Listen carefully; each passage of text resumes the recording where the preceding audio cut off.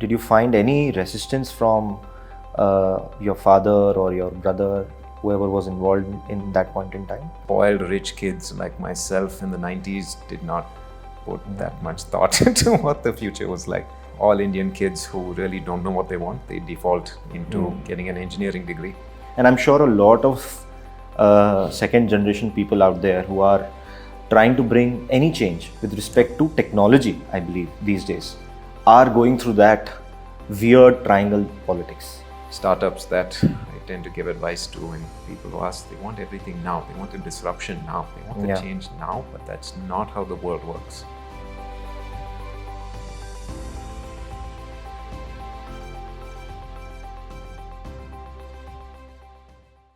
Thank you for joining us on the Keshav Connect. Here we talk about business, ideas and thoughts of the second generation business leaders. Today we have Viren Shetty with us, Vice Chairman of Narayana Health. Viren, thank you for joining us. Thank you for having me. So Viren, just to begin with, the first question that I have had on my mind since we first spoke is that, and I'm sure this question would have come to you many times before, why does a son of a world famous surgeon choose not to be a doctor, but to be in the business and the operation side of the company? Well, the first question, why doesn't the son of a world famous surgeon become a surgeon? He does, but that would be my brother. So he is a world famous surgeon. I have no skill in my hands to do medicine. And I think from the earliest age, I used to spend a lot of time in the hospital when my father would work after school. That was the only time I got to see him because my father was working all the time. And the only way we got to see him was to actually visit him where he worked. So I would go to the hospital, go to his clinic, go to his office, and that's where I got to see him operate. I saw my first heart surgery when I may have been 10 or 11 years old, just looking around and seeing what this is all about. And I said, no, this clearly is not for me. Medicine is a calling.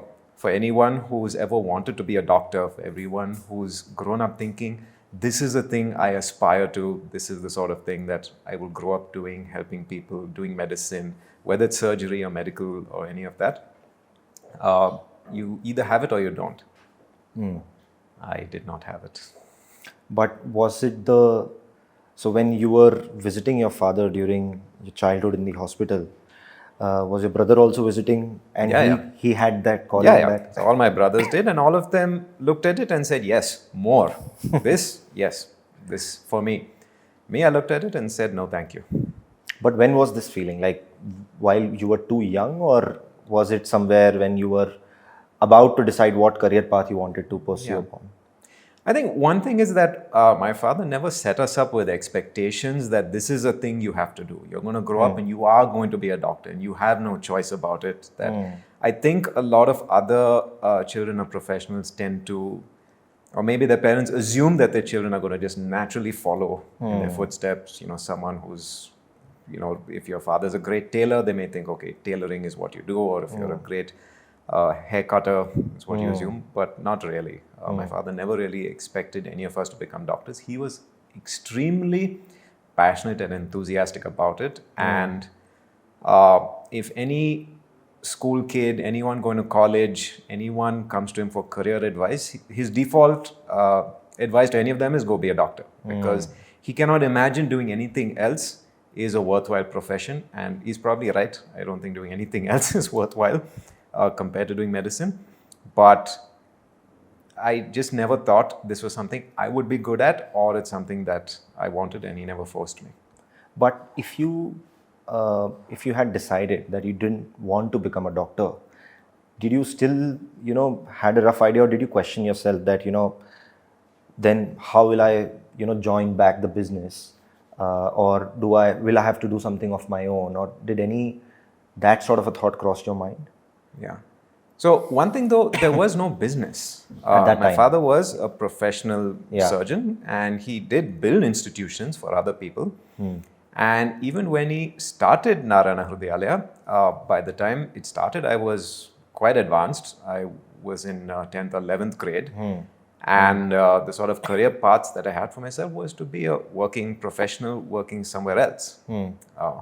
Now, to your question of what that was, I wasn't quite clear myself. I was always interested in making money. And I was always interested in computers and engineering and things like that. So for a brief time, I thought maybe I'll do something in finance, maybe something investing, maybe something in engineering. And like all Indian kids who really don't know what they want, they default into getting an engineering degree. But I wasn't really sure.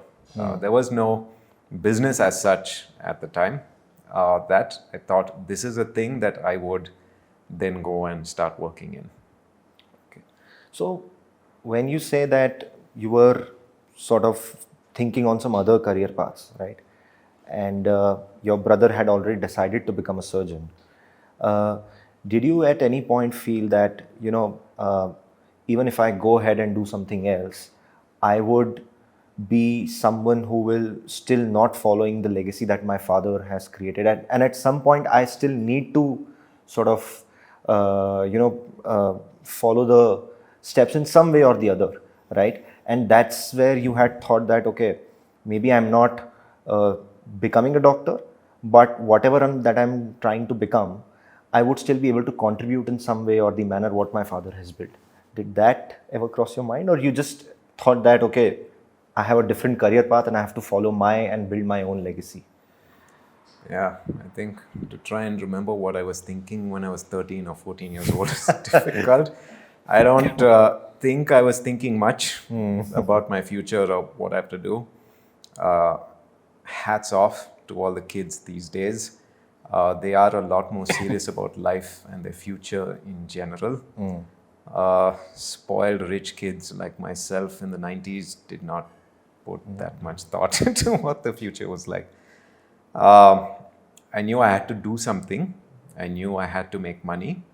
I knew whatever it was, hard work was non-negotiable. And I was raised on a lot of stories of my father, my grandfather, my uncles, all of them doing some business of one kind or the other. So one grandfather was a hotelier. He used to run restaurants in Bombay. Another grandfather did a lot of construction and used to build, dams, bridges, and built buildings and real estate. So I knew something. Something needed to be done by me. The path to get there was unclear.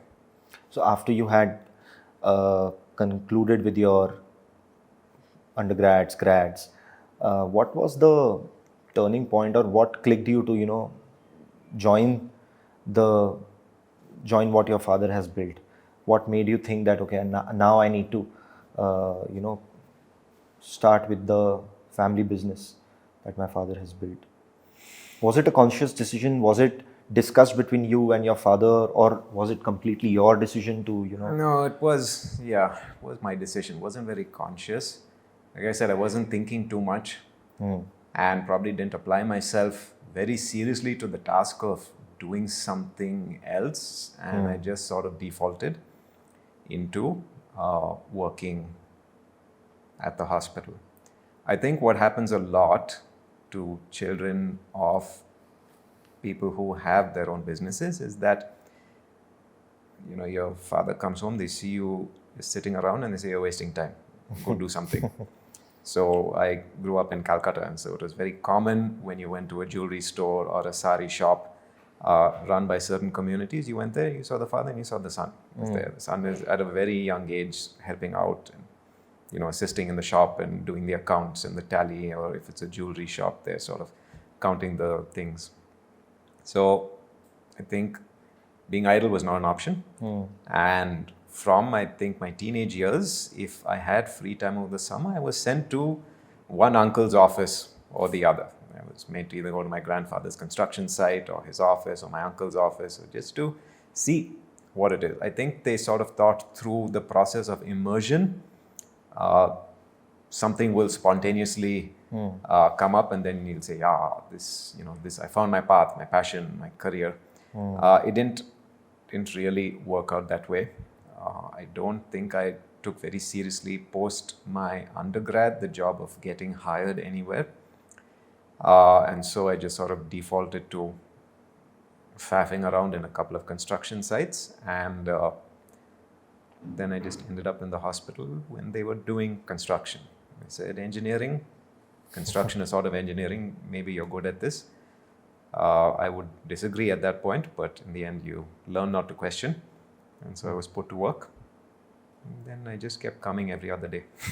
And when you joined, was the practice of your father, had that translated into a full-fledged business, or was it still something which you had to sort of also contribute to build it upon? Yeah.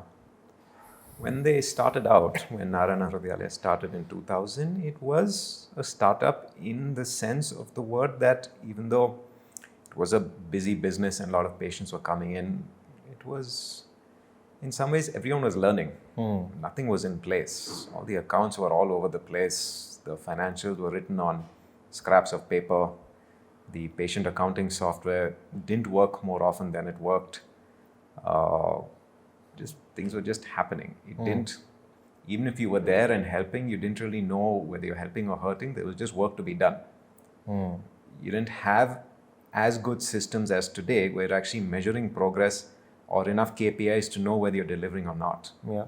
You imagine you're in the water, you're building the ship while you're in the water, and the water's coming in and you're trying to take it out, and you're just trying to stay afloat and still somehow end up building a ship and going somewhere.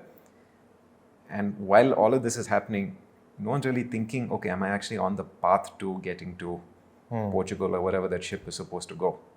So that's pretty much one thing. I didn't really know that whether I was helping or not. I just knew I was there. I was spending the hours, and things weren't going too much off the rails. So, how was your day one, if I have to ask, when you had landed, right? Okay, now that you are here, and like you said, everyone was trying to stitch everything up piece by piece so that it becomes a ship. Yeah. What was your day one like? Or in other words, what was the first assignment or task that you had picked up that, this is where I have to start from? It was to build a bathroom. This was in my second year of engineering. I did civil engineering in a college in Bangalore, and it wasn't, I would say, very engaging. The classes were very light. The subject matter was pretty easy to deal with, and I ended up having a lot of time on my hands. And rather than waste it, they said, go work. And so I showed up, and since I was engineering, not medicine, if I was medicine, I'd be in the operating theater assisting someone. But since I didn't do that, engineering means, what does an engineer do? I got sent to the maintenance department. And in the maintenance department, I was made to look after the maintenance. And one of the first projects, they said, okay, this pretty much is what second year student is qualified to do. Go build this bathroom. And so I had to identify the space. I had to decide 3 urinals or 4. I had to decide whether it's 1 sink or 2, a gents bathroom. Whether there'd be a toilet or no toilet, and at what height the step and how the drainage should look. So that pretty much was my first job. It's not that hard, man. Choose some tile, get the space done, and find some. You got it done. Yeah, obviously I got it done. And what was your father's reaction at that point in time? I don't think he cared. I mean, it got done, great. This doesn't reach the zone of significance. It's just Viren is being kept busy and out of trouble. So this was during your engineering. What about when you had professionally joined the business? And not just to keep I yourself didn't busy? ever professionally join the business. I just sort of hung around. I didn't actually get my employment certificate in the company till well after it became a professionalized company, and they realized that, okay, this guy can't keep coming and working for free. So give him a title and a salary. That was many years later. But 2004, when I just started, that was still in college. So 2006 is when I graduated, and then I started working. Then it evolved from building bathrooms to building buildings. So I built one building for the nursing college. And yeah, so that, then it just was, instead of coming 3 p.m. to 7 p.m., it was more from 9 p.m. to 7 p.m. So that was pretty much the only difference. Still not paid, still pretty much working with mud and cement and construction people.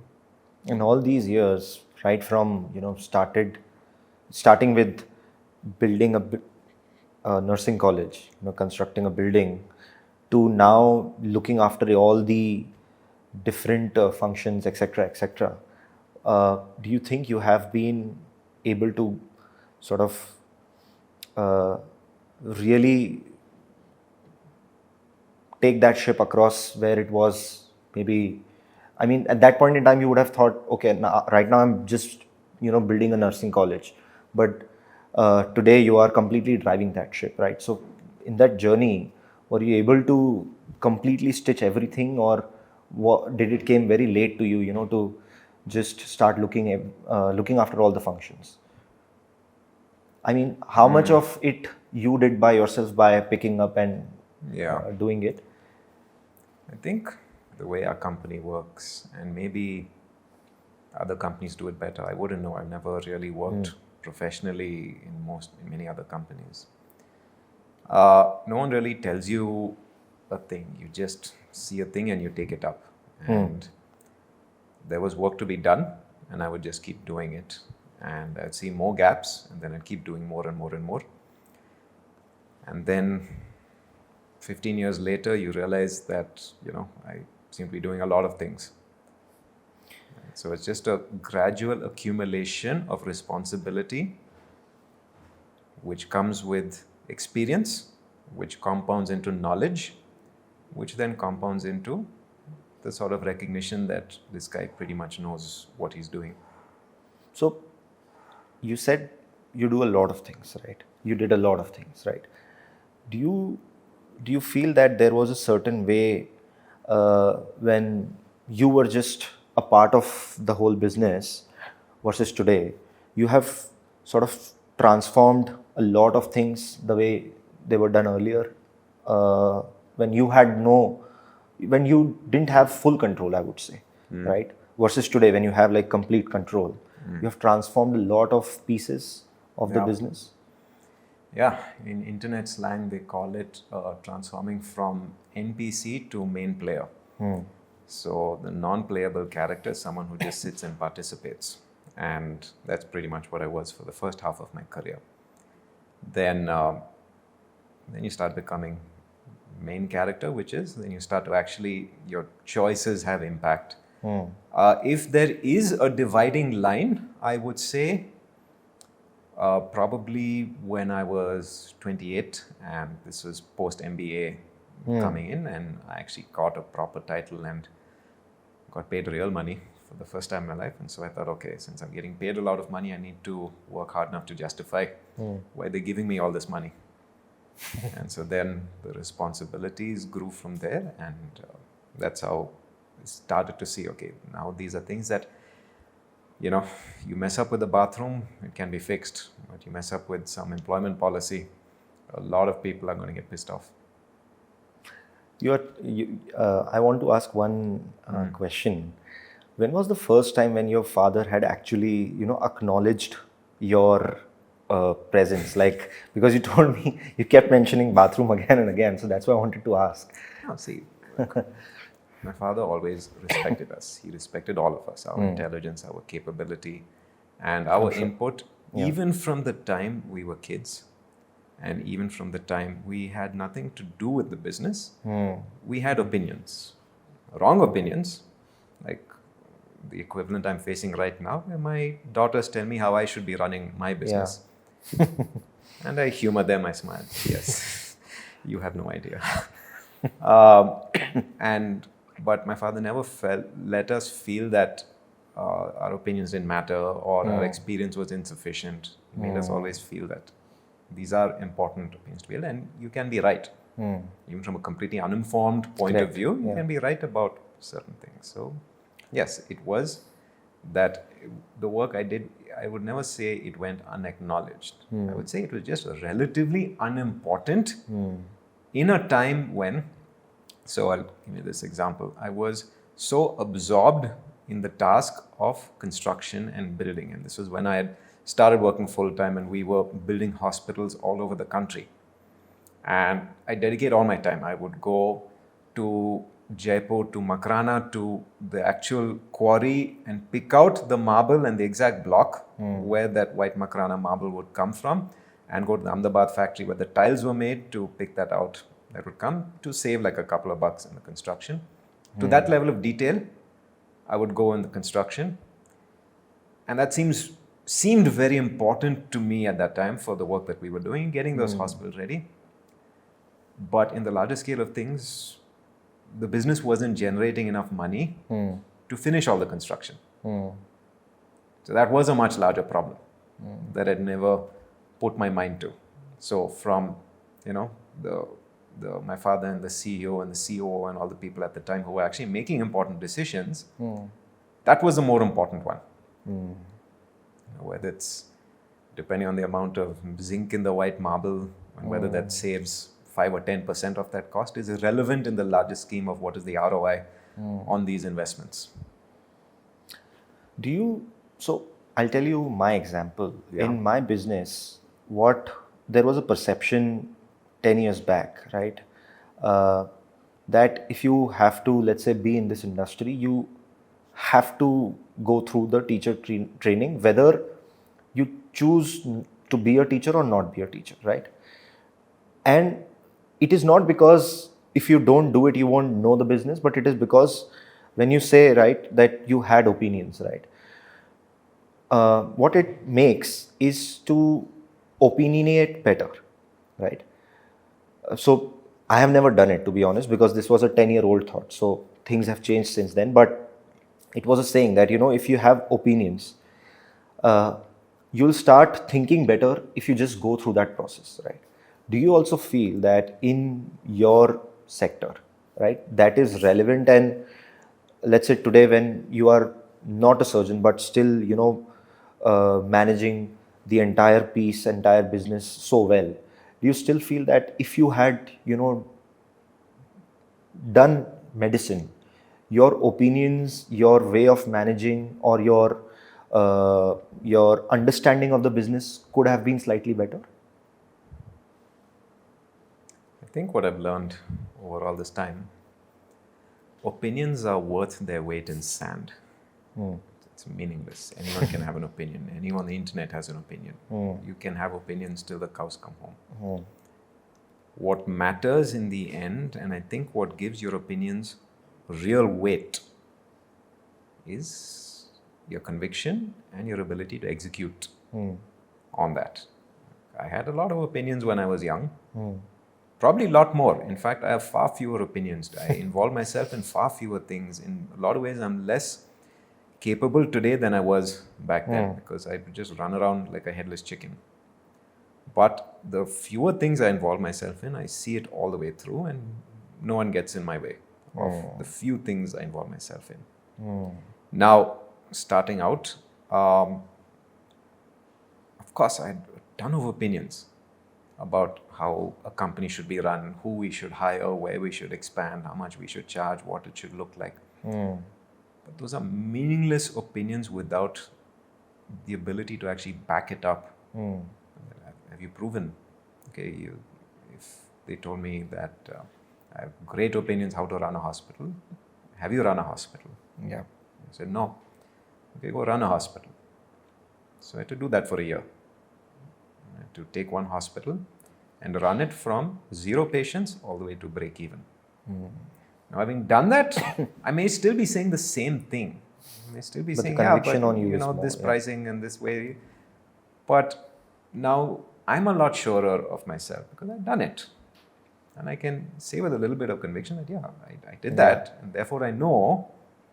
So, of course, I mean, execution credibility is something that can, counter any opinion that you may have for someone. But, the toughest thing to handle when you have not executed in your initial years is to, speak with people who are very old in the business, right? who are in the management since your first generation have started, right? And then get their confidence to doing something that you are out there to do, Yeah. right? So, for example, all of our senior management have been either a teacher, or they have sort of hired teachers, or they have sort of designed the whole academic pedagogy, right? So for someone like me who has not been into the academic side of things so much, initially there was sort of a very unsaid thing between me and them, is that since he has not done the full journey of how the academic pedagogy works or how a teacher thinks, how would he even understand? He may have business sense, but and this is mostly coming from the senior management, not from the first generation, right? So I'm sure you would have have had such an experience initially, right? At that point in time, what was what was your take on that? Were you only thinking about, okay, I need to just execute and deliver it, or like how were you thinking about that? So I did that. What you said, which was execute, deliver, do everything according to the plan, and then I don't know if you ever watch old kung fu movies. You were sent the different chambers of Shaolin, Yeah. and when you reach the 36th chamber, then you ask the ultimate question of why. So an example you gave, every teacher needs to be put on the pedagogy. Everyone needs to go through a structured curriculum. This is the business we're in, where your teachers, your entire thing is the business of taking kids who otherwise wouldn't be able to crack an exam, and give them all the tools they need to crack whichever exam, JEE, NEET, whatever. Now the value you coming in, or anyone of your caliber coming from the outside, would say why. Correct. Why? You've hyper optimized the exam cracking ability of a generation of students, but what is it for? Is the point to rank JEE, or is the point to become an engineer or productive member of society? Or is the point even to be able to make money at the end of the day to feed your family? And they say, am I serving that purpose? And so you may question it and say, maybe we shouldn't just be doing coaching, we should be doing education itself.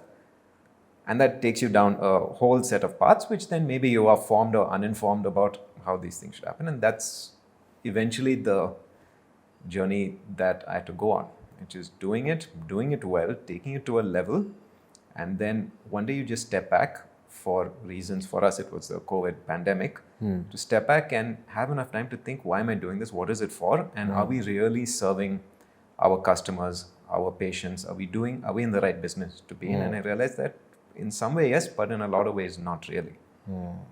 And that discovery point, which is, I realized we are too optimized for the business of running hospitals efficiently, and not enough for, is this what patients want? Because who wants to be in a hospital? Absolutely. Nobody wakes up one day and says, today is the day of my heart attack. Brilliant. NH is the best place to get it treated. I'm happy about such things. No one says that. Having heart attacks is a miserable experience. Going to the hospital is even more miserable experience, getting treated. And for anyone who's been sick, and I've been sick many times, my children have been sick, everyone out there has got that experience of what it is to be sick in a hospital. It's the worst experience. Your service, if you were to broaden the definition of why you are put on this earth and what is the purpose of your company and your mission, is to give customers what they want, not what you are good at. Yeah. And our customers, they want health. And it does not necessarily have to be delivered in the hospital. Your customers want a job. It doesn't necessarily have to be delivered through a 4-step process. Step 1, which involves locking them in a room and making them cram 18 hours a day. And when you have that frame of reference, then it puts you down a path towards the true value add in the IT business. Because for doing the work, yes, you can hire any number of people who can do the work. But very few people have the privilege of having that experience to know enough about the work, but also know enough that you ascend all the chambers of Shaolin, and then you say, why? what is the purpose of all this work and what are we put on earth for, and then bend the trajectory of the company in a way that makes you future proof, makes you future ready, gets you whatever, whether it's your investors or shareholders or mission statement, get it fully aligned in that way. Because otherwise, if you're just doing the same thing again and again, you're not adding more value than the people who know much more than you, and you're coming in as a 20-year-old. Like, why are you even here? You have every right to question. Yeah, absolutely.